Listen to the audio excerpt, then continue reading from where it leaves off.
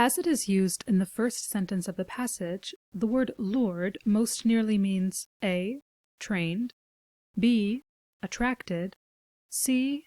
Irritated, or D. Brought comfort to. In order to answer this question, we need information from the first paragraph, which I have posted here. Here, we see the first sentence tells us that for over 100 years, the highest mountains in South America have lured climbers from all over the world. Because a climber's hobby is to climb mountains, it is logical to conclude that most climbers would be excited at the idea of a high mountain and would very much want to climb it. With this in mind, it would make sense to conclude that to lure means to attract or to bait. The second sentence of our paragraph works well with this definition as well, as it tells us that many people attempted to climb this mountain.